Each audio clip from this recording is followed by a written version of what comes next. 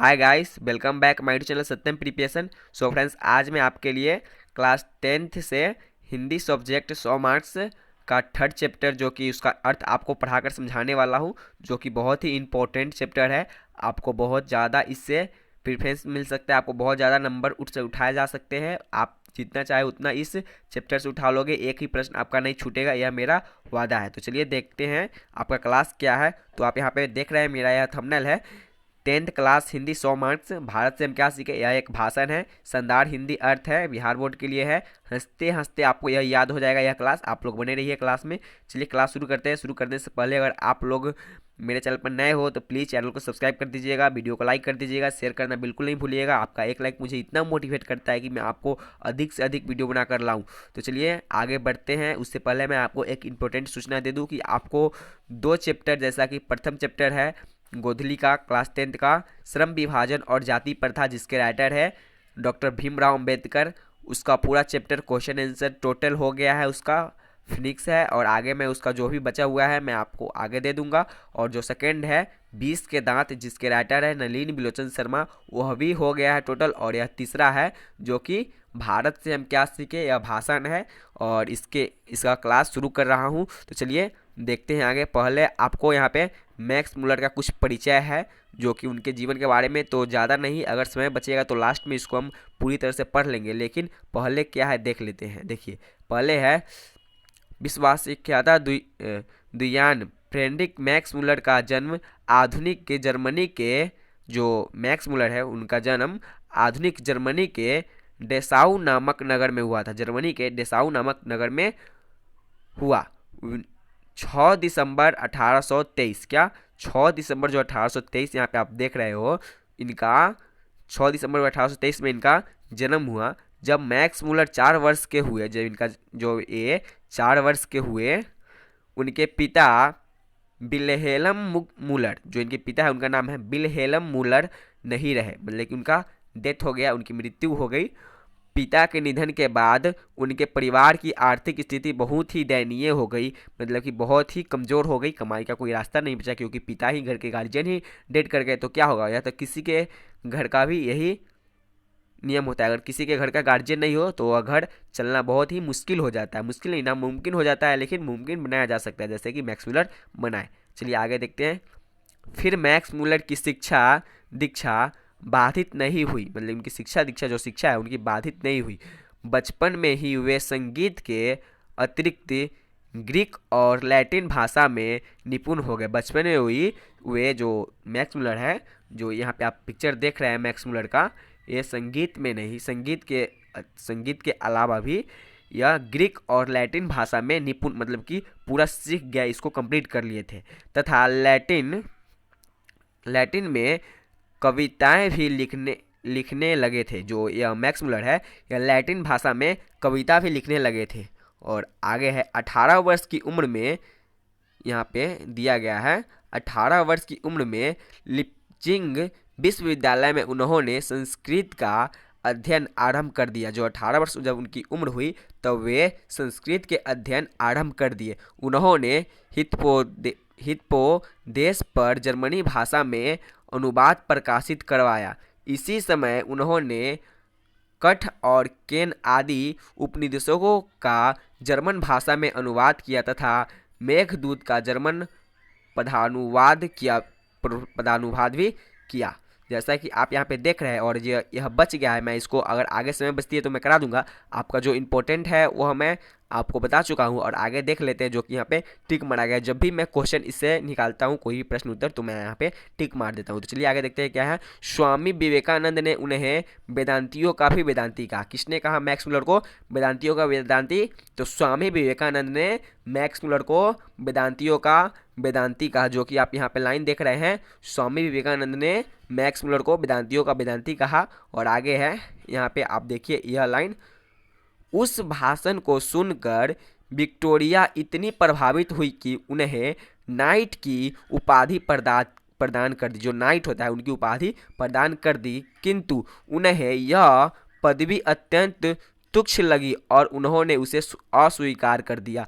जब उन्होंने उनको एक कविता सुनाई तो वे कविता इतनी उनको रोचक लगी, जो कि विक्टोरिया है, वो विक्टोरिया एक रानी है, इंग्लैंड की शायद अभी रानी है, तो उनको इतनी अच्छी लगी, जो कि थी है नहीं थी, तो इतनी अच्छी लगी कि उन्होंने उसको नाइट की उपाधि प्रदान कर दी। लेकिन उन्हें मैक्स मुलर जो थे उनको अच्छा नहीं लगा, तो वे उसे छोड़ दिए। भारत भक्त, संस्कृतानुरागी एवं वेदों के प्रति अगाध अवस्था रखने वाले फ्रेडरिक मैक्स मुलर का 28 अक्टूबर सन 1990 में निधन हुआ। इनका निधन कब हुआ? 28 अक्टूबर सन 1900 ईस्वी में इनका निधन हुआ। सन 1900 ईस्वी में इनका निधन हुआ। तो अभी कितना है? 21 है, और 1900 समझ लीजिए 121 वर्ष पहले इनका निधन हुआ। चलिए, यह तो आप समझ गए कि निधन कब हुआ। 28 अक्टूबर 1900 ईस्वी में इनका निधन हुआ। और इनका जन्म कब हुआ था? तो आप यहाँ पे देख रहे हैं 6 दिसंबर 1823 ईस्वी में इनका जन्म हुआ। चलिए आगे देखते हैं। तो यह जो बच गई आपको यहाँ पे करा दी गई, और आगे है यहाँ पे मैं कुछ और इसमें इंपॉर्टेंट बात रह गई है, जैसा कि आप यहाँ पे देख रहे हैं, प्रथम भाषण का यह अविकल रूप से संक्षिप्त एवं संवादिक अंश है, जिसका भाषातंत्र डॉक्टर भवानी शंकर त्रिवेदी ने किया। जो इस भाषण था उसका भाषातंत्र डॉक्टर भवानी शंकर त्रिवेदी है, उन्होंने किया।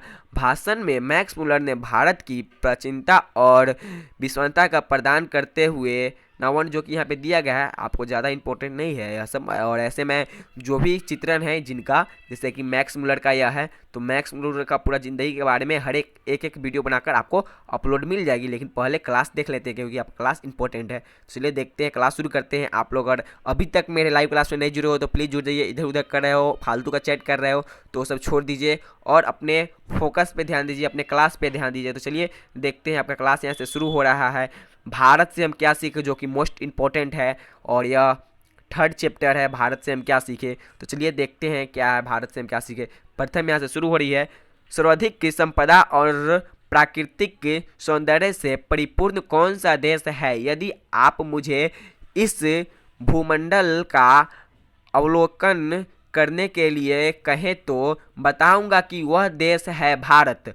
भारत जहां भूतल पर ही स्वर्ग है, स्वर्ग की छटा निखर रही है। जो भारत हम लोगों का देश है, यही स्वर्ग है, जैसा कि यहाँ पे दिखा रहा है, जैसा कि बताया जा रहा है। सर्वाधिक संपदा और प्राकृतिक सौंदर्य से परिपूर्ण हमारा जो देश है, बहुत ही सुंदर, बहुत ही पारंपरिक, यहाँ पे बहुत ही पारंपरिक, बहुत ही रीति है, विधियाँ है, जो जिससे हम लोग परिपूर्ण है। और यह देश जो है, यह स्वर्ग की तरह है। यदि आप यह जानना चाहे कि मानव मस्तिष्क की उत्कृष्टतम उपलब्धियों का सर्वप्रथम साक्षात्कार किस देश ने किया है, और किसने जीवन की सबसे बड़ी समस्याओं पर विचार कर उनमें से कईयों के ऐसे समाधान ढूंढ निकाले हैं कि प्लेटो और कंट जैसे दार्शनिकों का ध्यान करने वाले हम यूरोपियों, जो यह है यूरोपियन का, यूरोप से जो लोग हैं वे कह रहे हैं, हम यूरोपियन लोगों के लिए भी वे मनन के योग्य है। जो यूरोप के लोग हैं उनके लिए भी यह मनन के योग्य है। और आगे है, यूरोप वाले भी देख लीजिए, हम लोगों का इतना बड़ाई कर रहे हैं, लेकिन हम लोग हैं क्लास पर भी ध्यान नहीं दे रहे। क्या भाई, क्लास पर ध्यान दो, इधर उधर क्यों ध्यान भटका रहे हो भाई। चलिए आगे देखते हैं। तो मैं यहाँ भी भारत ही का नाम लूँगा, और यदि यूनानियों, रोमन और सेमेटिक जाति के यहूदियों की, जो यहूदी है, साउदी होता है, तो यह साउदी नहीं, यहूदियों की विचारधारा में ही सदा अवगान करते रहने वाले हम यूरोप के लोग हैं, उनको ऐसे कौन सा साहित्य पढ़ना चाहिए, जो यूरोप के लोग, उनको कौन सा साहित्य पढ़ना चाहिए जिसमें हमारे जीवन का अंतरम परिपूर्ण, अधिक स्वर्गीन, अधिक विश्वसनीय, यूँ कहे कि जो कह रहे हैं विश्वसनीय, यूँ कहे कि समर्पणता मानवीयता बन जाए। मतलब कि यहाँ पे जो आएंगे और संपूर्ण मानवीयता उनमें गुण आ जाएगी, संपूर्ण मानव का गुण उनमें आ जाएगी। इसका अर्थ यही है। बन जाएंगे और यह जीवन ही क्यों अलग जन्म तथा शाश्वत जीवन की सुधर जाएंगे। जो इनका जन्म है वह बिल्कुल सुधर जाएगा। तो मैं एक बार फिर भारत ही का नाम लूँगा। जो ये कह रहे हैं कि उनका जब भारत में वे आएंगे तो उनका संपूर्ण जीवन भी मानवीयता की हो जाएगी और वे भारत मतलब बहुत अच्छी भारत में जो कि नागरिकता है, जैसा कि इसमें बताया जा रहा है, बहुत अच्छी इसमें भारत के प्रति चित्रण किया गया है। तो चलिए आगे देखते हैं आगे क्या है। जो जो लोग आजकल के भारत में घूम कर आए हैं, जो लोग आजकल भारत में घूम कर आए हैं, उन लोगों को अधिकतर भारत के कलत्कार बम्बई जो कलकत्ता है, बम्बई है, मद्रास है या ऐसे दूसरे शहरों की ही याद है। जो लोग घूम कर आए हुए कलकत्ता, मुंबई, मद्रास ऐसे दूसरे शहरों की ही याद है, उनके पास ऐसे ही शहरों की याद है। जबकि मेरा अधिकतर ध्यान सच्चे अर्थों में भारत के नागरिक जो भारत के नागरिक है उनके ग्रामवासियों की ओर ही रहा है। जो उनका ध्यान है, जो यूरोपीय कह रहे हैं मैक्स मुलर, तो उनका मैक्स मुलर द्वारा लिखा गया है, लेकिन जो यूरोपी कह रहे हैं उनका ध्यान हम लोगों को गांव पर, ग्रामवासियों, नागरिकों पर ही ज़्यादा है, क्योंकि सच्चे भारत के दर्शन वही हो सकते हैं। यहाँ पे पूरा यहाँ पे बताया गया है संक्षेप में कि अगर कोई आ रहा है भारत में घूमने तो वह मद्रास, मुंबई जैसे, बेंगलुरु जैसे शहर में ही घूमते हैं। गांव में, नगर में तो ग्रामवासियों के बीच आते नहीं है। जो भी यहाँ पे श्रद्धा है, गुण है, वो सब ग्रामवासियों में ज़्यादातर उपलब्ध होती है। बिल्कुल यह तो सही है। 2-3 हजार वर्ष पुराने ही क्यों आज का भारत ही ऐसा अनेक समस्याओं से भरपूर है जिसका समाधान 19वीं सदी के हम यूरोपीय, जो 19वीं सदी है उसके यूरोपीय लोगों के लिए भी उतना ही वांछनीय है। और आगे देखते हैं। केवल हमारे पास उस भारत को पहचान सकने वाली दृष्टि की आवश्यकताएं, यदि आपकी अभिरुचि की बैठ किसी विशेष क्षेत्र में है तो उसके विकास और घोषण के लिए आपको भारत में पर्याप्त अवसर मिलेगा। यदि अपने उन बड़ी बड़ी समस्याओं में रुचि ली हो तो, जो यहाँ पे समस्याएं हैं, बड़ी बड़ी समस्याएं में अगर आप लोग रुचि लेते हो कि नहीं, जैसे कि आपको यह लग रहा हो कि इतना बड़ा चैप्टर है, इसको कैसे हम लोग पढ़ पाएंगे, तो आपको इसमें रुचि है कि नहीं, जिसको रुचि है कि नहीं हमको यह पढ़ना है, तो पढ़ रहे हो कि नहीं। मैं क्लास दे रहा हूँ, आप लोग क्लास कर रहे हो, तो उसी तरह जिसको रुचि है उसके लिए बड़ा से बड़ा भी समस्या बहुत छोटा है वह सॉल्व कर सकता है। जिसको लग रहा हो कि नहीं यह नामुमकिन है, इतना बड़ा क्लास करेंगे इसमें तो समय ही बीत जाएगा, तो यह सब गलत है। आप लोग रुचि लगाइए, जो चीज़ में आप लोग है उसमें ध्यान दीजिए ना। ठीक है, आप लोग का एग्जाम सर पे है, अगर आप लोग पढ़ाई नहीं करोगे तो क्या होगा, नंबर कट जाएगा। और आप लोग यह क्लास नहीं करोगे तो 5-10 नंबर तो आपको ऐसे ही कट जाएगा ना। तो चलिए आगे देखते हैं क्या है, क्योंकि ऐसे इस बार तो 100 मार्क्स का ऑब्जेक्टिव होने वाली है, डबल क्वेश्चन है, 200 नंबर का आपको क्वेश्चन किया जाएगा, आपको 100 नंबर का देना है। हो सके इसमें और भी प्रेफरेंस दिया जा सकता है। तो चलिए आगे देखते हैं।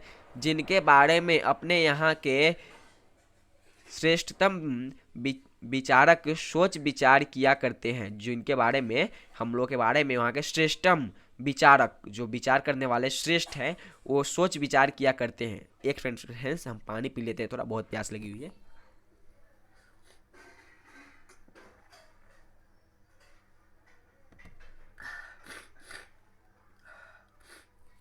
चलिए आगे देखते हैं। तो आपको अपने भारत प्रवास को ज्ञान विज्ञान के क्षेत्र से निर्वासन समझ लेने की कोई आवश्यकता नहीं। यदि आप भूविज्ञान में रुचि रखते हैं तो हिमालय से श्रीलंका तक का विशाल भूप्रदेश आपकी प्रतीक्षा कर रहा है, बिल्कुल आपकी प्रतीक्षा कर रहा है। यदि आप यहाँ पे थोड़ा आगे कर लेते हैं। यदि आप वनस्पति जगत में विचरना चाहते हैं तो भारत एक ऐसी फुलवाड़ी है जो हर्ष जैसे अनेक वनस्पति वैज्ञानिकों को अनायास ही अपनी ओर आकृष्ट कर लेती है। जो भारत ही एक ऐसा फुलवाड़ी है, हम लोग का देश ही एक ऐसा जगह है जो कि बहुत सुंदर है, बहुत लोगों को लाभदायक है। चलिए आगे देखते हैं आगे क्या है। यदि आपकी रुचि जीव जंतुओं के अध्ययन में है तो आपका ध्यान श्री हेकल की ओर आवश्यक होगा, जो इस दिनों भारत के किरदारों की छानबीन के साथ भारतीय समुद्र तट से मोती भी बीन रहे हैं। भारतीय जो समुद्र तट है वहां से मोती भी बीन रहे हैं। भारत का यह निवास काल उनके जीवन के सबसे सुनहरे सपने की साक्षात्कारता जैसे है। वे जो कह रहे हैं, जो यूरोप के लोग हैं, वे कह रहे हैं कि जो ये जो यहाँ पे आए हुए हैं वे इनके जीवन का बहुत ही सुनहरा मौका है। जैसे कि अगर आपके जीवन में कोई बहुत बड़ा खुशी का पल आता है, अगर आप लोग कोई जॉब ले लेते हो तो आपको क्या है, वह जीवन का सबसे सुनहरा मौका है। वैसा मौका तो आपको कभी मिल ही नहीं सकता। बिल्कुल उसी तरह है। चलिए आगे देखते हैं। अगर आप सक्सेस हो जाते हो, बिल्कुल अगर आप पढ़ रहे हो, अभी आपको 45% नंबर आ गया, सॉरी 45 बोले 85% नंबर आ गया, और जो लोग सोच रहे हैं कि नहीं मुझसे नहीं होगा, उनका कम से कम 40, मेरा टारगेट है कि ऐसा कोई भी स्टूडेंट नहीं हो जिसका 45% से कम और मिनिमम 92% तो आए। मतलब कि मिनिमम 92% और हाईएस्ट मेरा ज़्यादा टारगेट नहीं रहता है, क्योंकि मेरा जो क्लास है 92% तक ही लाए। जो स्टूडेंट है ज़्यादा लाकर भी क्या करेगा, इतना लाओ। और जो लोग पढ़ते हो इतना कम से कम लाओ, 92% लाओ कि आपका नाम जगह जगह लगे, आपको लगे। और ज़्यादा लाओगे भी तो ज़्यादा घमंड हो जाएगा, समझ गए ना। तो घमंड मत करना कभी भी। अगर कोई तेज स्टूडेंट हो, अगर कोई आपको कमज़ोर स्टूडेंट मिल रहा है तो उससे घमंड कभी भी नहीं करना, क्योंकि घमंड तुम्हारे बहुत असर पड़ता है। अगर घमंड है तुम में कि नहीं हम इससे ज़्यादा तेज हैं, हम ये कर सकते हैं, मुझे इतना नंबर आ सकता है, तो यह गलत है। आप लोग गलत कर सकते हो, यह बहुत बुरी गलत है, और आपको इसका सज़ा हो सके कि एग्जाम में ही मिल जाए। तो ऐसा बिल्कुल नहीं करना। घमंड तो रावण की भी नहीं हुई, तो हम लोग क्या चीज़ है। तो चलिए आगे देखते हैं, आपका समय कम लेते हुए। यह क्लास थोड़ी बहुत बड़ी होने वाली है। यदि आप निर्वंश विधा में अभिरुचि रखते हैं तो भारत आपको एक जीता जागता संग्रहालय ही लगेगा। जो अगर आप निर्वंश विद्या में अभिरुचि रखते हैं, अगर आप रुचि रखते हैं, तो आपको भारत ही एक ऐसा जगह है जो कि संग्रहालय ही लगेगा। चलिए आगे देखते हैं। पुरा यदि आप यदि आप पुरातत्व प्रेमी हैं, अगर आप प्रेमी हैं, और यदि अपने यहाँ रहते हुए पुरातत्व के उत्खनन के द्वारा एक प्राचीन चाकू का चक्कम या किसी प्राणी का कोई भाग ढूंढ निकालने के आनंद का अनुभव किया हो तो आपको जनरल जो है वे जनरल कनिधन की भारतीय पुरस्कार साक्षात्कार की वार्षिक रिपोर्ट पढ़ लेनी चाहिए, और तब भारत के बौद्ध सम्राटों के द्वारा निर्मित नालंदा जैसे विश्वविद्यालय अथवा विवाहों के ध्यानावशेषों को खोद निकालने के लिए आपका कारवा आतुर हो उठेगा।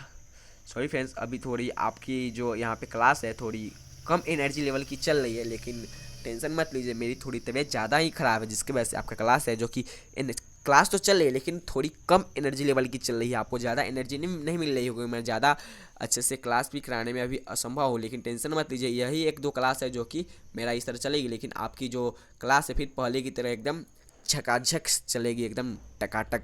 टेंशन उसके लिए मत लीजिएगा। और आपको एग्ज़ाम में कैसे 85% मार्क्स लेना है वह तो हम पर निर्भर है। हम आपको किसी भी तरह इस लायक बना देंगे कि आपका 85% मार्क्स तो किसी भी तरह आना ही है, चाहे जैसे है। चलिए आगे देखते हैं क्या है। यदि आपके मन में पुराने सिक्कों के लिए लगाव है तो भारत भूमि में ईरानी, केरियन, थ्रेसियम, पार्थियन, यूनानी, मेडिकेशन, यहाँ पे बहुत सारी जगह है जो कि रोमन और मुस्लिम शहरों के सिक्के प्रचुर परिणाम में उपलब्ध होंगे। यहाँ पे सभी जगह के सिक्के यहाँ पे उपलब्ध रहते हैं। यहाँ तो बिल्कुल सही, जैसा कि सिक्के का मतलब यह है कि सभी जगह के लोग हमारे भारत में, हर एक कास्ट का लोग हमारे भारत में उपलब्ध है। इसलिए तो भारत संपूर्ण कास्टों का, यहाँ पे कोई यहाँ पे हिंदू, मुस्लिम, सिख, ईसाई आपस में सब भाई भाई, यह जो नारा है हम लोग के लिए बहुत ही इंपॉर्टेंट है, और हम लोग इसका मान सम्मान भी रखते हैं और आगे बढ़ते हैं। तो चलिए आगे बढ़ते हैं, क्या है आगे। आगे जब वारेन हेस्टिंग भारत का गवर्नर जनरल था, जब वारेन हेस्टिंग भारत के गवर्नर जनरल थे, तो वाराणसी के पास उन्हें 172 दारिश नामक सोने की सिक्के से भरा हुआ एक घड़ा मिला। जो वे गवर्नर थे वारेन हेस्टिंग, तो उनको 172 दारिश नामक सोने के सिक्के से भरा हुआ एक घड़ा मिला। वारेन हेस्टिंग ने अपने मालिक ईस्ट इंडिया कंपनी के निदेशक मंडल की सेवा में सोने के सिक्के यह समझकर भिजवा दिए कि और सॉरी यहाँ पे एक आगे टिक लग गया, और यह एक ऐसा उपहार होगा जिसकी गणना उनके द्वारा प्रेरित सर्वोत्तम दुर्लभ वस्तुओं में ही की जाएगी, और इस प्रकार वह स्वयं को अपने मालिकों की दृष्टि में एक महान उदार व्यक्ति प्रमाणित कर देंगे। जैसा कि अगर आप जहाँ पे काम कर रहे हैं उनके जगह पे आपको अगर एक सोना का भरा हुआ घड़ा मिले और आप उन मालिक के जिनके यहाँ काम कर रहे हो आप उनको दे देते हो, तो क्या आपका मान सम्मान उनके नज़र में बढ़ जाएगा कि नहीं? बिल्कुल बढ़ जाएगा। बस वही यहाँ इस सब का यही अर्थ यहाँ पे समझाया गया है। किंतु उन दुर्लभ प्राचीन स्वर्ण मुद्राओं की यही नियति थी कि कंपनी के निदेशक उनका ऐतिहासिक महत्वपूर्ण समझ ही न पाए और उन्होंने उन समुदायों को अलग डाला। जो उन मुद्राएं हैं, जो उनको मुद्राएं मिला, जो सोने से भरा सिक्का, उनको गला डाला, उसको गलाकर कुछ कर लिया, गलाकर सोना बना दिया होगा, जो कि सोना अगर थी तो गला डाला। जब वारेन हेस्टिंग इंग्लैंड लौटा तो वे स्वर्ण मुद्राएं नष्ट हो चुकी थी। जब वे इंग्लैंड में लौटे तब उनकी स्वर्ण जो वहाँ पे मुद्राएं थी वे सब नष्ट हो चुकी थी, तो गल चुकी थी। अब यह आप लोग पर निर्भर करता है कि आप ऐसे दुर्भाग्यपूर्ण घटना भविष्य में कभी न होने देंगे। बिल्कुल, अगर आप लोग कभी यहाँ पे यही इससे स्पष्ट हुआ है कि अगर आप लोग किसी यहाँ काम करते हो, अगर आपको वह सोने के सिक्के मिलती है तो आप अपने मालिक को दोगे, तो मालिक को तो दोगे, बिल्कुल सही है, लेकिन इतना ध्यान रखोगे कि वह नष्ट ना हो, उसका कोई दुरुपयोग ना हो। तो ठीक है, तो चलिए आगे बढ़ते हैं। आगे क्या है? दैवत विज्ञान पर भारत के प्राचीन वैदिक दैवत विज्ञान के कारण जो नया प्रकाश पड़ा है उनके फल स्वरूप संपूर्ण दैवत विज्ञान को नया स्वरूप प्राप्त हो गया है। किंतु भाव पूजन इसके कि सच्चे दैवत विज्ञान की एक आधारशिलता रखी जा चुकी है। इस विज्ञान की व्यापक रूपरेखाएं अभी निर्मित होनी है और यह कार्य जिनके सही ढंग से भारत में हो सकता है, अन्यथा कहीं नहीं। नीति कथाओं में अध्ययन क्षेत्र में भी भारत के कारण नवजीवन के संचार हो चुकी है, क्योंकि भारत के कारण ही समय समय पर नानाविधि समुदायों और मार्गों के द्वारा अनेक नीति कथाएं पूर्व से पश्चिम की ओर आती रही है। हमारे यहाँ प्राचीन कहावतों और दंतकथाओं का प्रमुख स्रोत अब बौद्ध धर्म को माना जाने लगा। जैसा कि फ्रेंड्स अभी जैसा कि सबसे अच्छा धर्म जो माना जा रहा है, जो कि बौद्ध धर्म को माना जा रहा है, यही इस जो 2-3 लाइन है इसका अर्थ है कि जो पारंपरिक जो रीति विधियाँ है वो सबसे अच्छा अभी बौद्ध धर्म को माना जा रहा है। तो आपको मैं एक इम्पोर्टेंट सूचना दे दूं कि अगर आपको यह PDF जो कि थोड़ी सी धुंधला दिखाई दे रही है, अगर ज़्यादा धुंधला दिखाई दे रही है तो प्लीज़ आप लोग वीडियो का क्वालिटी बढ़ा लीजिए। हाँ, वीडियो का क्वालिटी बढ़ा लीजिएगा तो आपको बिल्कुल फ्रेश दिखाई देगी। किंतु यहाँ भी अनेक समस्याएँ ऐसी है जो अपने समाधान की प्रतीक्षा कर रही है। उपहार के लिए शेष की खाल में गधा की कवत को ही ले ली जाएगी। जैसा कि शेर की खाल में गधा, इस तरह का कुछ है। आप लोगों को हंसी लग रहा होगा ना सुनकर, चलिए हंस लीजिए। मुझे तो हंसा भी नहीं हो रहा क्योंकि मेरी तबीयत थोड़ी ज़्यादा ख़राब है, इसके वजह से आपका क्लास थोड़ी ज़्यादा एनर्जी लेवल की नहीं हो रही, ज़्यादा हंस आप लोग नहीं पा रहे होंगे। लेकिन मेरा और क्लास भी है जिसमें आप लोग ज़्यादा हंसते हंसते याद कर ले रहे होंगे। क्या उससे कोई आपको सॉन्ग याद आ रहा है क्या? सॉन्ग अभी रहने दीजिए, बाद में जब आगे क्लास कराई जाएगी तो इसमें हो जाएगा। क्रिस्टल्स ने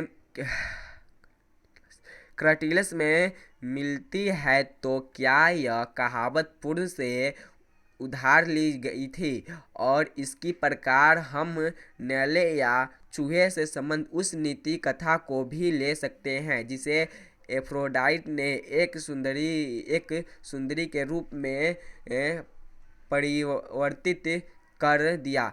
यदि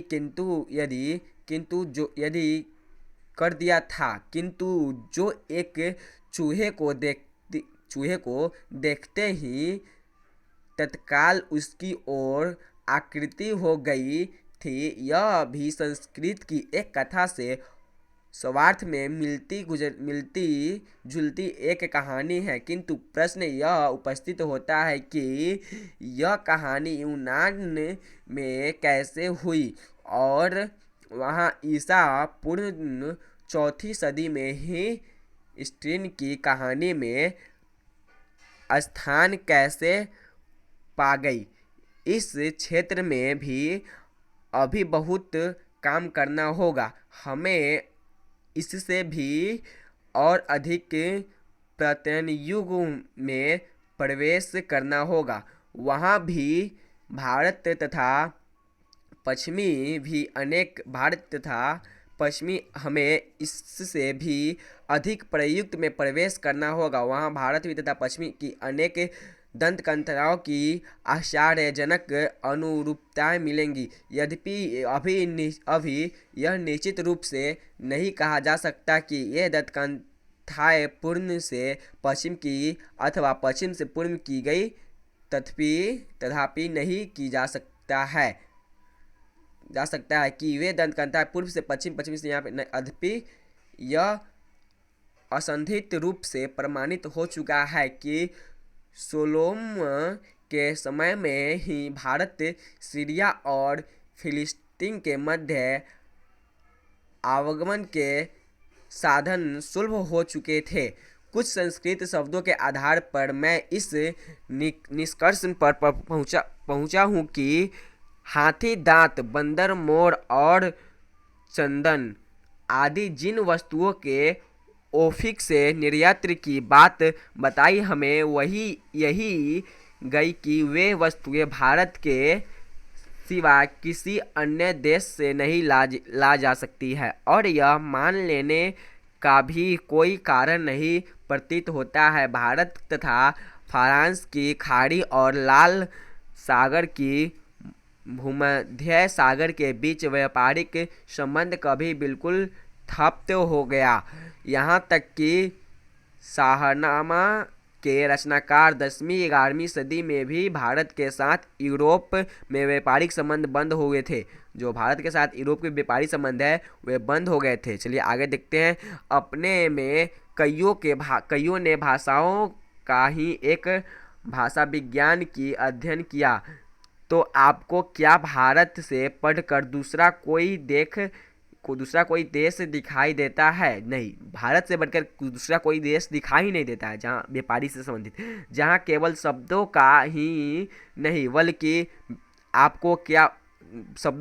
बल्कि व्याकरणात्मक तत्वों के विकास और क्षय से संबंध भाषा वैज्ञानिक समस्याओं से अध्ययन का महत्वपूर्ण अवसर प्राप्त हो सके। वहाँ आपको आर्य, द्रविड़ और मुंडा जैसी अनेक भारतवासी जातियों की बोलचाल की भाषाओं का ही नहीं, अपितु उनके साथ यूनानी, पुंची, हुन, अरब, ईरानी और मुगल आक्रमणकारियों व विजेताओं की भाषाओं में सम्मिलित की अत्यंत रोचक भाषा वैज्ञानिक समस्याओं के अध्ययन की भी सहयोग प्राप्त कर सकता है। यहाँ पे जो हमारा भारत है वहाँ पे किसी भी प्रकार की वातावरण का, किसी भी प्रकार की समस्याओं का समाधान कर सकता है। हमारा जो भारत है एक महान है, जो कि यहाँ पे किसी भी व्यापारी से अगर आप लोग समझते होंगे कि किसी भी व्यापारी में अगर किसी भी और कंट्री में जाते हैं हम लोग, तो वहाँ पे व्यापारियों का जो वातावरण होता है, उनका व्यवहार होता है, बहुत अलग होता है। लेकिन हमारा भारत ऐसा नहीं है, सबके लिए अतिथि देवो भव, जो कि संस्कृत में पढ़ना है आपको इस तरह का, तो आप लोग समझ सकते हो हमारे भारत में है जो कि अतिथि देवो भव, अगर किसी और कंट्री से व्यापारी हमारे देश में आते हैं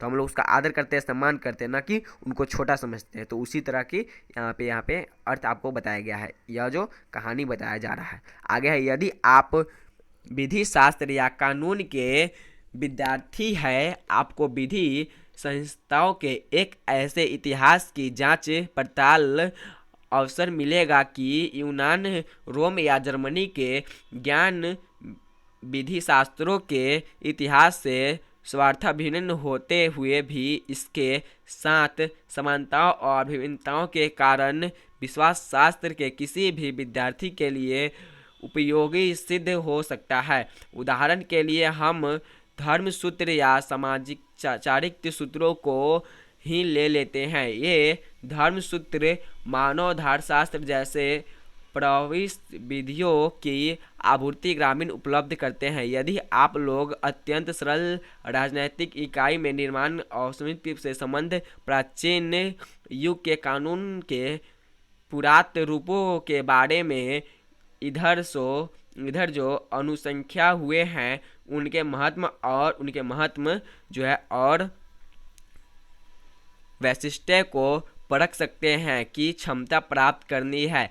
और आपको इसके लिए आज भारत की ग्राम पंचायतों के रूप में इसके अत्यंत दर्शन का सहयोग अनायासक ही मिल जाएगा। जैसा कि यहाँ पे बताया जा रहा है कि जो भी इनके वातावरण का जिसके बारे में स्पष्ट यहाँ पे चित्रण किया गया है, वे सब आपको देखना कोई शहर में नहीं, जैसे कि आपको पीछे कुछ एक दो पेज पीछे में बताया गया कि मद्रास, दिल्ली, मुंबई, बेंगलुरु जैसे शहर में नहीं, बल्कि ग्रामवासियों में मिल जाएगा। तो यहाँ पे वही स्पष्ट किया जा रहा है कि आपको भारत की ग्राम पंचायतों के रूप में प्रत्यक्ष दर्शन करने को मिल जाएगा। हमारे जो ग्रामवासी है, जो हम लोग के पास एक बहुत निश्चल भावनाएं जो है वह हम ग्रामवासियों के बीच होती है, जो कि आपको पंचायत ग्राम में मिल जाए। जैसे हम लोग को ग्राम है, हम लोग जो जैसे कि हम लोग का एक घर है जो कि एक गांव में है, हम लोग यहाँ पे गांव कहा जाता है ग्राम, तो ग्राम में तो इसका एक पंचायत होता है। तो ये पंचायत के बारे में यहाँ पे स्पष्ट किया जा रहा है, आपको दर्शन इस पंचायत में मिल जाएगा। तो भारत में प्राचीन स्थानीय शासन प्रणाली या पंचायत प्रथा को समझने समझाने का बहुत बड़ा क्षेत्र विद्यमान।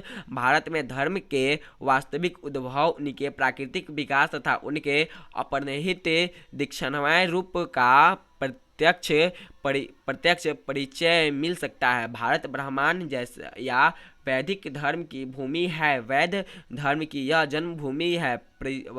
पारस्थितियों के जरथुस्त्र धर्म की यह संरक्षित स्थलीय आज भी यह नित्य नए मत मानतरण प्रकट व विकसित होते हैं। भारत में आप अपने भारत में आप अपने आप को सर्वत्र अत्यंत प्राचीन और दुष्म भविष्य के बीच खड़ा पाएंगे। वहाँ आपको ऐसे कुरअसर भी मिलेंगे जो किसी पुरातन विश्व में ही सुलभ हो सकते हैं।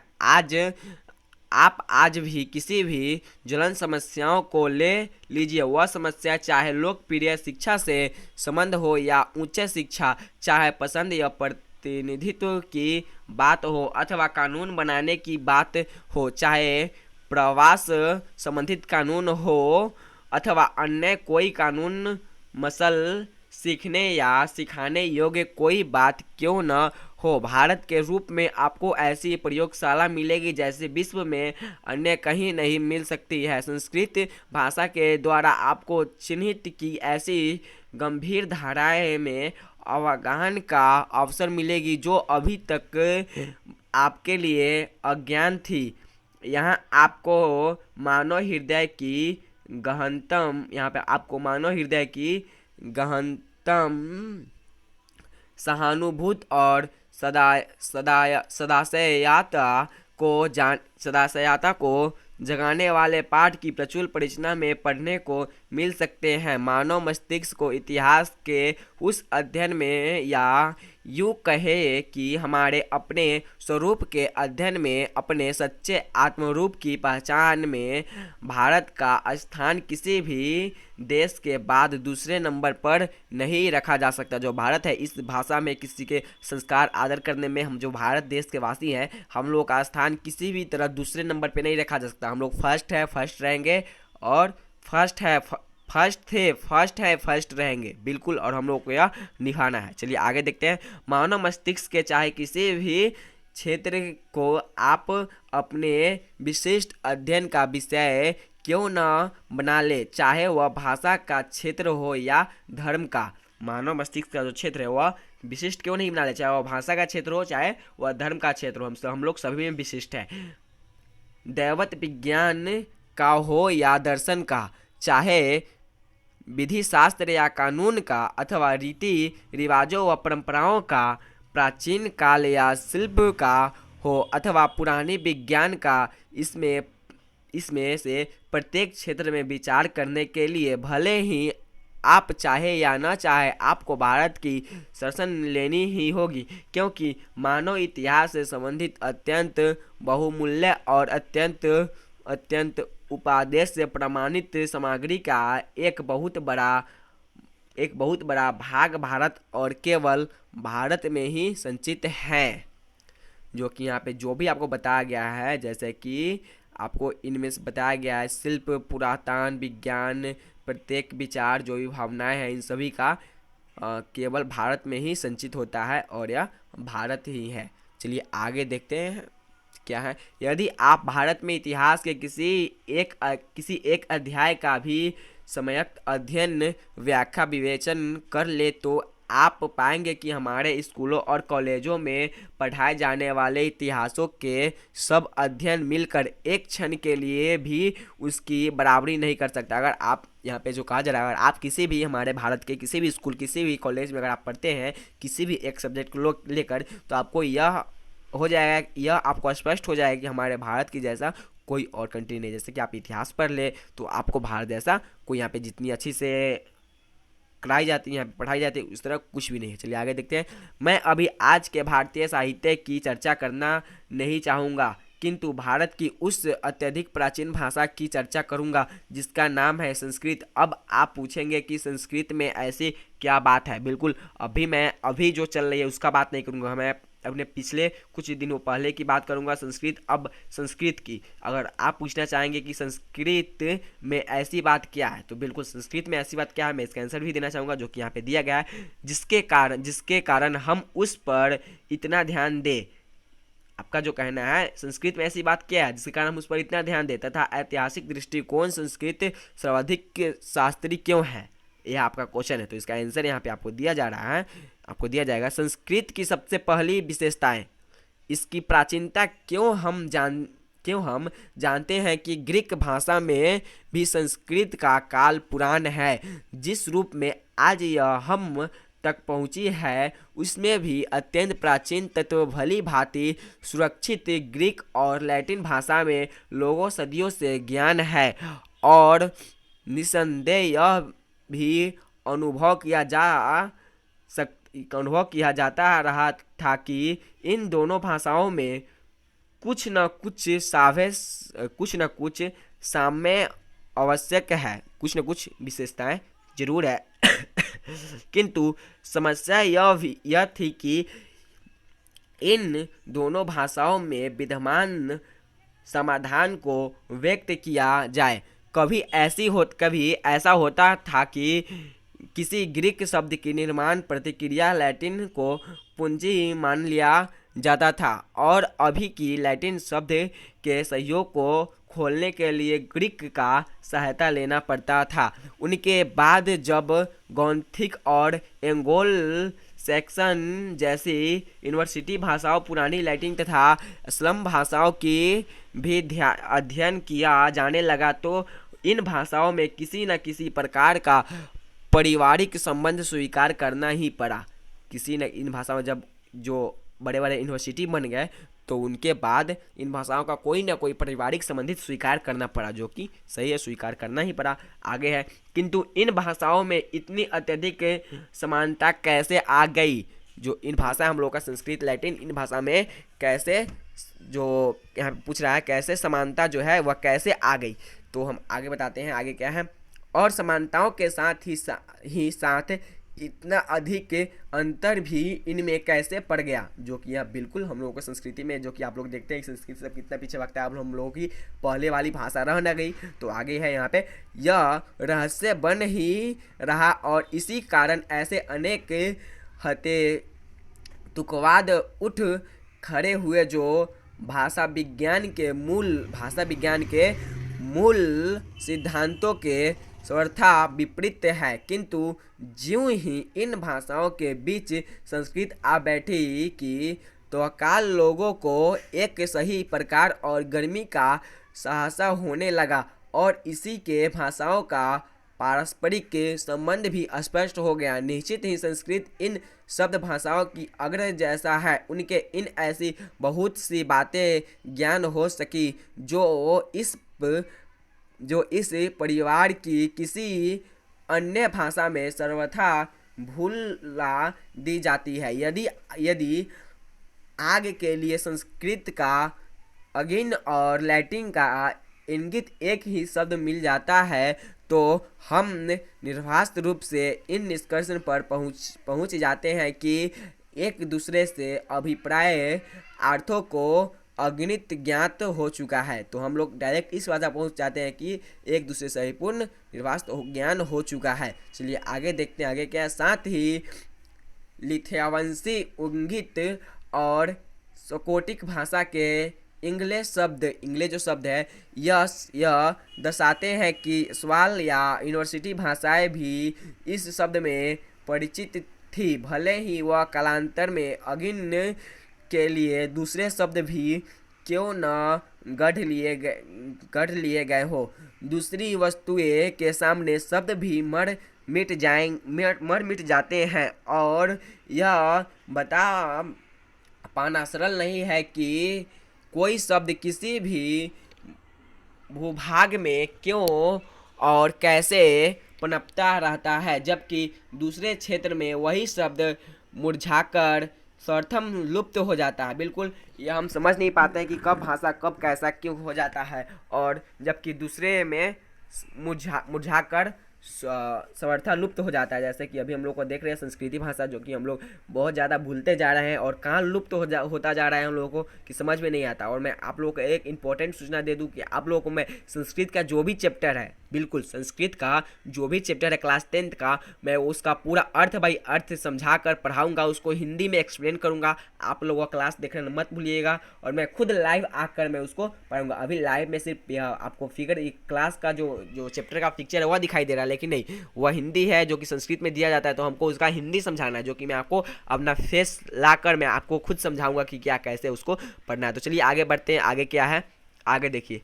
कल्याण कीजिए कि यदि हम यह जानना चाहे कि आर्य लोग अनेक शाखाओं में विभक्त होने से पूर्व चूहे के बारे में जानते थे या नहीं, तो हमें आर्य भाषाओं के शब्दकोश देखने होंगे। वहाँ हम पाएंगे कि संस्कृत में इसे मूस, ग्रीक के मूस, लैटिन में मूस, पुरानी स्कोलिंग में माइस और पुरानी उच्च जर्मनी में मुक्त करते हैं।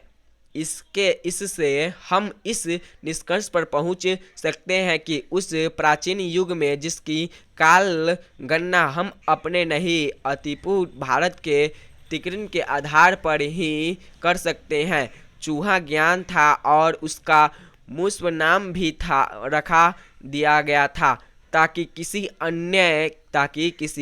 अन्य कीट पतंग के साथ इसकी पहचान में कहीं कोई घपाला न हो जाए। यहीं पे कोई घपाला का मतलब होता है कोई, मतलब कि होता है ना, कोई घोटाला का मतलब होता है जैसा कि कोई आपका हक का चीज़ मार गया, कोई घोटाला कर गया, इस तरह का। इस प्रकार पुराने पत्थरों या कांच के टुकड़ों को जोड़ कर बनाए गए पक्षिकारी को चित्र की भांति आर्य को विभाजन से पूर्व की सभ्यता व संस्कृति अवस्थाओं को कुछ कमजो कुछ कमबेश एक परिपूर्ण चित्र बनाया जा सकता है और बनाया जा चुका है। बिल्कुल बनाया जा सकता है, क्या बनाया जा चुका है। और आगे जो है, इतना ही क्यों, भारत में यूनान, इटली और जर्मनी में बिखरे पड़े अवशेषों के आधार पर आर्यों की जिस मूल भाषा का ढांच खड़ा किया गया है, वह भी उन लोगों के अत्यंत दीर्घकालीन चिंता प्रक्रिया की ही उपलब्धि थी। अब आप ही अनादर लाइए कि संस्कृत, ग्रीक और लैटिन इन तीनों भाषाओं में एक सामान्य मूलक उद्गम स्रोत पर तक पहुंचने के लिए हमें कितना पीछे हटना होगा। और आगे देखते हैं, हमें आप ही स्पष्ट कीजिए कि जो हम लोग का 3 भाषा है उनको अपने समाज में लाने के लिए, अपने जो पीछे देखने के लिए, जैसा कि हम लोग देखते थे, उसमें जाने के लिए कितना पीछे हटना होगा। हमें तो लगता है लगभग 1-2 सदी पीछे हटना होगा। आप लोग विचार कर लीजिएगा। इस प्रकार हम उस सम्मिलित स्थान पर पहुंच जाएंगे जहां से हिंदू, ग्रीक, यूनानी आदि शक्तिशाली जातियां एक दूसरे से पृथक हुई थी।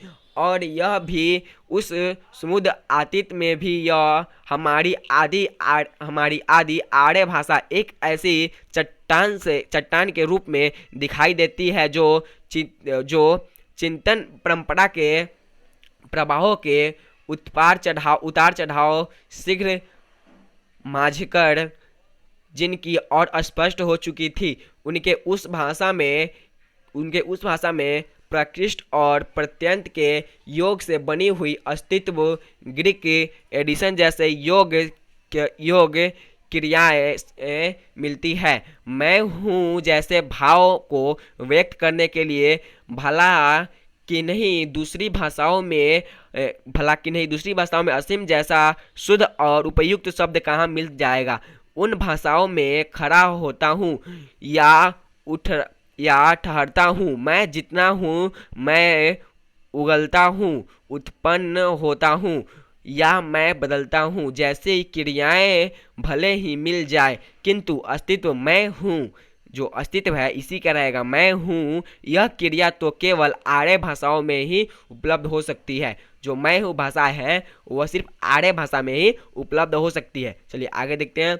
आगे है, मैं इसे ही वास्तविक अर्थों में इतिहास मानता हूँ और यह एक ऐसा इतिहास है जो राज्यों के दुराचारों और अनेक जातियों की क्रूरताओं की अपेक्षा कहीं अधिक ज्ञानता और ज्ञानपीठ एक भाषाओं बोलना ही माँ के दूध पीने से भी बढ़कर एकात्मता परिचय है। जैसा कि यहाँ पे आपको स्पष्ट किया गया है, बताया गया है कि मैं इसके वास्तविक अर्थों में इतिहास मानता हूँ। जो यूनानी है वे मानते हैं, इस अर्थ को इतिहास मानते हैं और यह एक ऐसा इतिहास है जो राज्य के दुराचारों और अनेक जातियों की क्रूरताओं की अपेक्षा नहीं अधिक ज्ञानपीठ और पठनीय है। एक भाषा बोलना ही, यह जो एक भाषा है, यह एक भाषा बोलना ही माँ के दूध पीने से भी बढ़कर है। चलिए आगे देखते हैं क्या है। और भारत की पुरातन भाषा संस्कृत सारभूत रूप से वही है जो ग्रीक,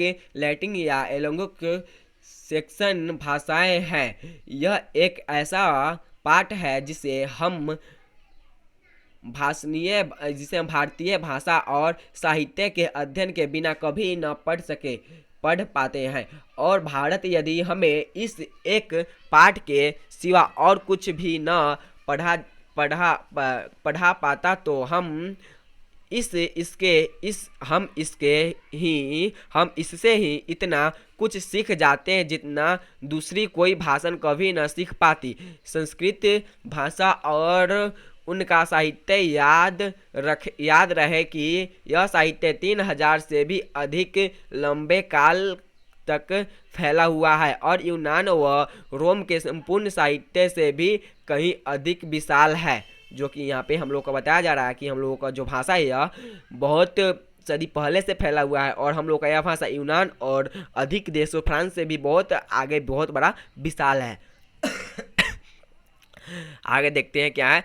बोलते बोलते तो मुझे खांसी भी आ रही है, और आप लोग क्लास पर ध्यान दे रहे हो ना? बिल्कुल आप लोग क्लास पर ध्यान दो, क्योंकि मेरा अभी फोकस आपको और समझाने पर नहीं, पूरा क्लास कराने पर है। और मेरा यही इस क्लास से उम्मीद है आप लोगों पर कि आप लोग इस क्लास का जो भी क्वेश्चन आंसर है आप लोग अपने से कंप्लीट कर लोगे। लेकिन फिर भी मैं आपको क्वेश्चन आंसर जो भी बच जाएंगे मैं आपको क्वेश्चन आंसर इससे करा दूंगा। लेकिन अभी तो फिलहाल मैं इसका टोटल अर्थ आपको समझा रहा हूँ, और लास्ट में मैं आपको इसका टोटल अर्थ एक बार बता दूंगा। चलिए आगे देखते हैं। मुझे उस एक दिन की भी याद है जब इतनी गर्मी थी कि किसी काम में मन ही नहीं लग रहा था। जो बता रहे हैं, मुझे एक दिन की भी याद है जब इतनी गर्मी थी कि उन्हें किसी काम में मन ही नहीं लग रहा था। तभी एक एक सामान्य कक्षा में हमारे एक मास्टर डॉक्टर क्ली ने बताया कि भारत में एक ऐसी भाषा बोली जाती थी जो ग्रीक और लैटिन के भी क्यों जर्मनी और रूसी के भी सर्वत्र समान थी। जो कि यह भाषा है वह लैटिन और ग्रीक भाषा से भी बहुत महान थी। यह सुनकर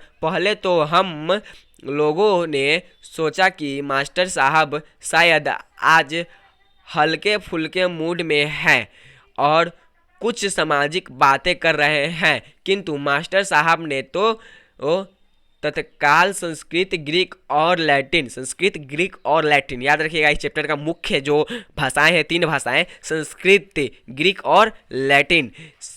संख्यावाचक शब्द सर्वनाम और समान धातु रूप श्यामपट्टन पर लिखा, जो श्यामपट्टन थे, जो बोर्ड होता है ब्लैक बोर्ड, उस पर लिख दिए।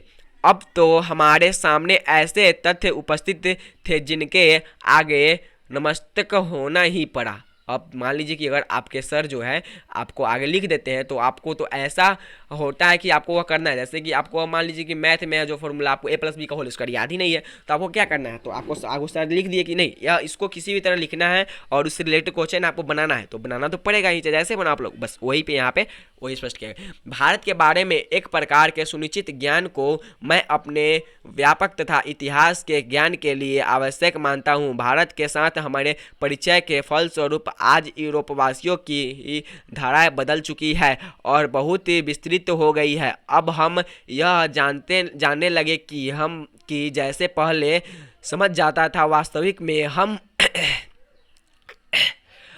उसके कुछ विभिन्न कल्पना कीजिए कि किसी छोटी से छोटी प्रदर्शन या भौगोलिक उपलब्ध उथल पुथल के कारण कभी अमेरिका के लोग अपने अनेक अंग्रेजी मूल के सर्वथा भूल जाएंगे।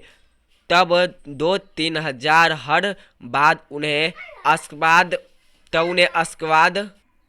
सॉरी स्टूडेंट, कुछ प्रॉब्लम की वजह से जो कि मेरा क्लास कहाँ है मैं भूल भी चुका हूँ। तो चलिए ज़्यादा आपका समय नहीं लेता हूँ, और यह क्लास बहुत छोटी सी, आपका सफ़र मेरे साथ बहुत कम रह गया है। तो यहाँ तक मुझे मेरा ख्याल है कि शायद मैं यहाँ तक पढ़ा चुका हूँ। और चलिए जो पढ़ाया हुआ या नहीं पढ़ाया उसको छोड़ दीजिए, यहाँ तक मैं छोड़ता हूँ और आगे यहाँ से देख लेता हूँ क्या है। संस्कृत तथा दूसरी आर्य भाषाओं के अध्ययन ने हमारे लिए बस इतना किया था कि 100 बात भी नहीं। इससे मानव जाति के बारे में हमारे विचार व्यापक और उनका ही नहीं बने हैं, तथा लाखों करोड़ों जो है यहाँ पे आपको बताया जा रहा है, लाखों करोड़ों अजनवासियों तथा बड़बड़ समझने वाले लोगों को भी अपने ही परिवार के सदस्य की भांति गले लगाना ही नहीं सीखे, और अपितु इनको मानव जाति के संपूर्ण इतिहास को एक वास्तविक रूप से प्रकट कर दिया जो पहले नहीं हो पाया था।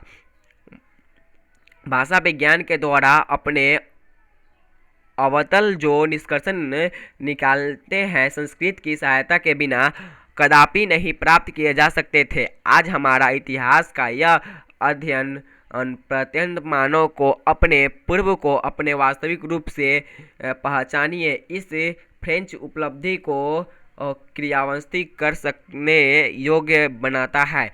इस प्रकार मनुष्य इस विश्व में अपना वास्तविक स्थान निश्चित कर पाता है, और वह जान लेता है कि उन्हें अपनी जीवन यात्रा से आरंभ की थी उसे कौन सा मार्ग अपनाना और कहाँ पहुँचाना है।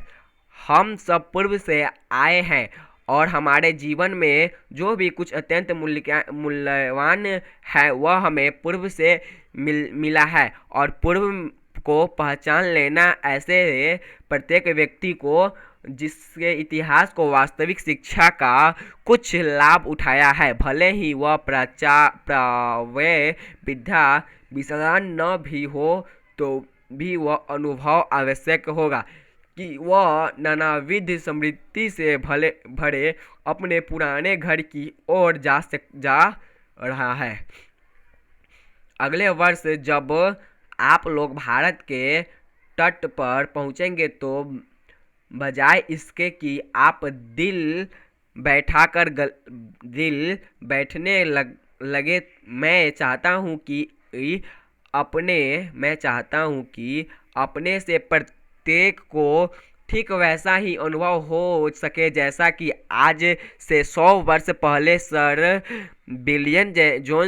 विलियम्स जोन्स को उस समय हुआ था। जैसा कि इससे यह स्पष्ट कर रहा है कि अगर आप लोग कभी भारत में आए, भारत के ग्रामवासियों में आए, तो आप लोग उनको ऐसा प्रतीत करवाए कि उनको लगभग 100 वर्ष पहले के दिन उनको याद आ जाए, जैसा कि विलियम जोन्स को हुआ था, जो कि यूनान के वासी थे। चलिए आगे देखते हैं, विलियम जोन्स कहाँ के वासी थे? यूनान के वासी थे। आपको यह एक ऑब्जेक्टिव है जो कि हो सकता है पूछ भी सकता है। तो विलियम जोन्स कहाँ के वासी थे? यूनान के वासी थे। आप लोग इसको रट जाइए और कमेंट में जरूर लिखिएगा।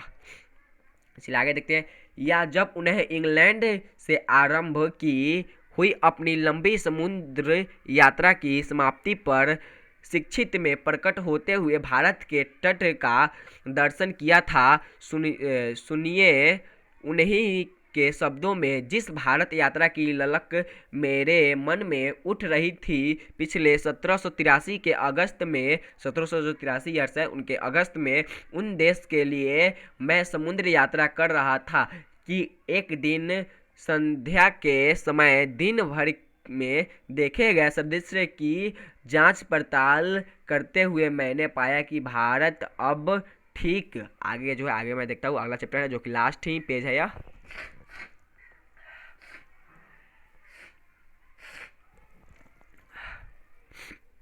चलिए यह लास्ट ही पेज है, इसको देख लेते हैं क्या है। हमारे सामने था फासर या ईरान हमारे बाई ओर था तथा अरब सागर के आती हुई ठंडी हवाएं हमारे जहाज के पिछले भाग से टकरा रही थी। एशियाई से सुविस्तृत क्षेत्र में चारों ओर से घिरी ऐसी श्रेष्ठ रणभूमि के माध्यम अपने आप को पाकर मुझे जिस आनंद का अनुभव हुआ वह वस्तुतः अनिवार्य है। एशियाई की यह भूमि नानाविध ज्ञान विज्ञान की यात्री आनंददाय ललित तथा उपयोगी कलाताओं की जर्मनी एक से एक बढ़कर शानदार कार्यकलापों की दृष्टि भूमि मानव प्रति उनके उत्पादन के लिए अत्यंत उत्सव क्षेत्र तथा धर्म राज्य सरकार कानून या विविध संग्रहित रीति रिवाज परंपराओं भाषाओं लोगों के रंग रूप और आकर प्रकट आदि की दृष्टि से अपनी अत्यधिक विधिया के कारण सदा के सर्वत्र सम्मानित की दृष्टि से देखी जाती है। और आगे जो है, मैं यह कहे बिना नहीं रह सकता कि कितना अधिक विशाल और महत्वपूर्ण क्षेत्र अभी तक अनदेखा ही रह गया और आगे कितने बड़े व ठोस लाभ अभी तक प्राप्त नहीं किए जा सके। भारत को सर विलियम जॉनसन जैसे अभी न जाने कितने स्वदर्शनीय की आवश्यकताएं हैं। अब जब अपने जहाज से ढेक पर अकेले खड़े 37 वर्ष के सर जोन्स ने देखा था कि सूर्य अपर्याप्त सागर में डूब रहा था, तो उसके पीछे इंग्लैंड की सुमधुर स्मृतियां तथा उनके सामने भारत की आशाएं जगमग रही थी। जगमगा रही थी। उन्हें ईरान तथा उसके प्राचीन सम्राट मानो प्रत्यक्ष रूप से उपस्थित लग रहे थे। अरब सागर की शीतल मंद समीर के झोंके उनके झूला रहे थे। ऐसे जो यहाँ पे दिखा रहा है आगे, ऐसे स्वदर्शनीय ही यह समझ सकते हैं कि अपने स्मरणों की जा सकता है और अपनी कल्पनाओं को वास्तविकता में परिणत कैसे किया जा सकता है। और आगे और जो यहीं पे मेरा लास्ट जो कि यहाँ पे ख़त्म होने वाली है, और आपको यहाँ पे आपको थोड़ी सी क्लास है जो कि मैं करा देता हूँ। आगे जो भी इसका क्वेश्चन आंसर है मैं आपको करा दूंगा, आगे देखिएगा क्वेश्चन आंसर मैं आपको भी पढ़ा दूंगा, लेकिन इसका क्वेश्चन आंसर का वीडियो अपलोड हो जाएगी। चलिए देखते आगे। और जो बात यह स्थिति आज में 100 वर्ष पहले थी, आज भी वैसे ही है। आज यूँ कहे कि आज भी वैसा ही हो सकती है। यदि आप लोग चाहे तो भारत के बारे में वैसे ही सुनहरे अगर आप लोग चाहे तो भारत के बारे में वैसे ही सुनहरे सपने देख सकते हैं और भारत पहुंचने के बाद एक से बढ़कर एक शानदार काम भी कर सकते हैं। आप लोग विश्वास रखें कि यद्यपि सर विलियम जॉनसन ने कलकत्ता पहुंचने के बाद अब तक 50 देशों में इतिहास और साहित्य के क्षेत्र में एक से बढ़कर एक शानदार बड़ी बड़ी अनेक विजय प्राप्त की हैं। तथापि किसी भी नए सिकंदर को यह सोचकर निराश नहीं होना चाहिए कि गांव और सिंध के पुराने मैदान में अब उनके लिए विजय करने के कुछ भी शेष नहीं रह गया। आपका क्लास यहीं पे समाप्त होता है और मैं आपका इसका पूरा अर्थ समझा देता हूँ। उससे पहले क्या समझा ही देता हूँ। उसके बाद में आपको जो भी क्वेश्चन आंसर है उसके बारे में बता दूंगा। तो जैसा कि आपने इस पार्ट में बताया गया कि जो बिल जॉनसन थे और यूरोपवासी थे, वे सब आप यहाँ पे देख रहे हैं। लगभग 11-12 यहाँ पे पेज है जो कि मैं आपको कराया हूँ। तो जैसा कि आपको इसमें बताया गया है कि जो यूरोपवासी थे और इंग्लैंड वासी लोग भारत के बारे में बता रहे हैं कि भारत एक महान कंट्री है, जो कि है ही, हम लोग भारत के वासी है। भारत एक महान कंट्री है और इस देश में ऐसी रीति है जो कि संस्कृत है, लैटिन है, ग्रीक भाषाएं हैं जो कि बहुत ही रुचिदायक है। हम लोग को रुचि भावपूर्वक और इसका हम लोग को आदर करना चाहिए, सम्मान करना चाहिए और संस्कृति का सम्मान करते हुए इसको भूलना नहीं चाहिए, यही स्पष्ट करा रहा है। और इसमें बताया गया है कि आगे संस्कृति के क्या क्या विशेषताएं हैं और जो कि इतिहास के बारे में भी बताया गया है। आप लोग अगर यह पाठ पढ़े हो ध्यान से, मन से, तो आपको समझ में आ ही गया हुआ। तो चलिए देखते हैं इसका प्रश्न उत्तर क्या है। आपका समय ज़्यादा नहीं लूँगा, अब इसका प्रश्न उत्तर देख लेते हैं क्या है। सो देखते हैं। पाठ से यहाँ पे बहुत अभ्यास प्रश्न है जो कि आप यहाँ पे देख रहे हो पाठ के, और आगे देखते हैं इसमें क्वेश्चन आंसर क्या है। पहला है, समस्त भूमंडल में सर्वाधिक समृद्ध और प्राकृतिक सौंदर्य से परिपूर्ण देश भारत है। लेखक ने ऐसा क्यों कहा है? तो क्यों कहा है यहाँ पे संस्कृत, ग्रीक और लैटिन के बारे में कहा, क्योंकि क्या क्या इसमें विशेषता है ये सब आकर आप लोग देख लीजिएगा। यह सब भाषा की कमाल है हम लोगों को, और ये सब जो क्वेश्चन आंसर आपको करा दीजिएगा। लेकिन अगर आप लोग यह चैप्टर पढ़े हो ध्यान से तो आपको यह इसका आंसर मिल गया होगा। क्या आंसर है तो आप लोग समझ गए होंगे। चलिए आगे देखते हैं क्या है 2 नंबर। लेखक की दृष्टि में सच्चे भारत के दर्शन कहाँ हो सकते हैं और क्यों? लेखक की दृष्टि में सबसे अच्छे भारत का दर्शन कहाँ हो सकते हैं? बेंगलोर में, कोलकाता में, मुंबई में, दिल्ली में? नहीं, सच्चे भारत का दर्शन हमारे गांव में पंचायत ग्रामवासियों के बीच हो सकते हैं। क्या? हमारे गांव में ग्राम पंचायत वासियों के बीच हो सकते हैं। चलिए अगला देखते हैं 3 नंबर क्या है। भारत को पहचान सकने वाली दृष्टि की आवश्यकता किसके लिए वांछित है और क्यों? भारत को पहचान सकने वाली दृष्टि की आवश्यकता किसके लिए वांछित है और क्यों? तो जैसा कि भारत को जो कि जिसके प्रति संस्कृत के प्रति, ग्रीक के प्रति, लैटिन भाषा के प्रति कुछ मान सम्मान ही नहीं है, उन लोगों के प्रति हो सकती है। जो लोग हमारे भारत के प्रति मान सम्मान सच्चे दृष्टि से देखते हैं, सच्चे मन से देखते हैं, निश्चल होकर देखते हैं, उनके लिए है। चलिए आगे देखते हैं जो कि 4 नंबर में है। लेखक ने किस विशेष क्षेत्रों में अभिरुचि रखने वाले के लिए भारत का प्रत्यक्ष ज्ञान आवश्यकता बताया? जैसे कि जो लोग संस्कृत में, लैटिन में, आपको तो सिर्फ भाषा ही करना है, संस्कृत में, लैटिन में जो लोग रुचि रखते हैं, ग्रीक में रुचि रखते हैं, उन लोगों के लिए है। चलिए आगे देखते हैं क्या है। लेखक ने वॉरेन हेस्टिंग्स से संबंधित किस दुर्भाग्यपूर्ण घटना का हवाला दिया और क्यों, तो ये आप लोग देख लीजिएगा। इसका मैं ज़्यादा एक्सप्लेन में समझा नहीं सकता है, क्लास थोड़ी बड़ी हो रही है। और आगे लेखक ने नीति कथाओं के क्षेत्र में किस तरह भारतीय अवदान को रेखांकित किया। और अगला है भारत के साथ यूरोप के व्यापारिक संबंधन के प्राचीन लेखक को क्यों दिखाया गया। और आगे है भारत की ग्राम पंचायतों को किस अर्थ में और किसके लिए लेखक ने महत्वपूर्ण बताया और स्पष्ट करे। ये सब तो बिल्कुल स्पष्ट हो जाएगा, मेरे तो दिमाग में अभी तक आंसर गूंज रहा है।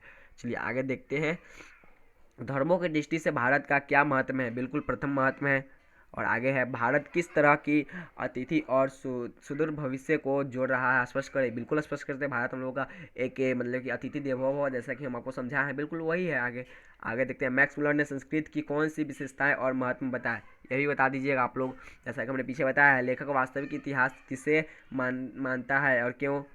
और अगला है संस्कृत और दूसरी भारतीय भाषाओं के अध्ययन से पाश्चात्य जगत को प्रमुख भाषा क्या क्या हुए। ये सब तो आप लोग कर लीजिएगा, आगे है ये सब तो कर लीजिएगा आप लोग आगे। और आगे यहाँ पे भी कुछ प्रश्न है, उसके बाद आपको यहाँ पे जो ये सब जो भी प्रश्न है मैं आपको करा दूंगा। और ये सब जिस भी दिया गया है प्रति निम्नलिखित उपसर्गों में तीन तीन का शब्द बना, ये सब बना दूंगा।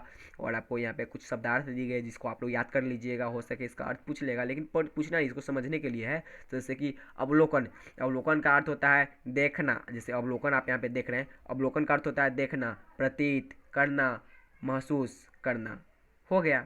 और आगे है जैसे कि वांछनीय है, तो वांछनीय का होता है चाहने योग्य, कमाना, करने योग्य, यही सब है। आपको क्या करना है, जैसे कि परिमाण का मात्रा होता है मात्रा, परिमाण का मात्रक होता है मात्रा, इसी तरह आपको करना है। तो चलिए आपका क्लास मेरा यहीं पे ख़त्म होता है और मिलते हैं कल नेक्स्ट वीडियो में आपको नेक्स्ट क्लास में। तब तक के लिए धन्यवाद। अगर आप लोग मेरे चैनल पर प्लीज़ सब्सक्राइब कर लीजिएगा नए हो तो, और पहले से सब्सक्राइब किए हो तो कोई बात नहीं है। और लाइक करना बिल्कुल नहीं भूलिएगा, शेयर तो कर दीजिएगा। चलिए मिलते हैं कल नेक्स्ट वीडियो, तब तक के लिए बाय।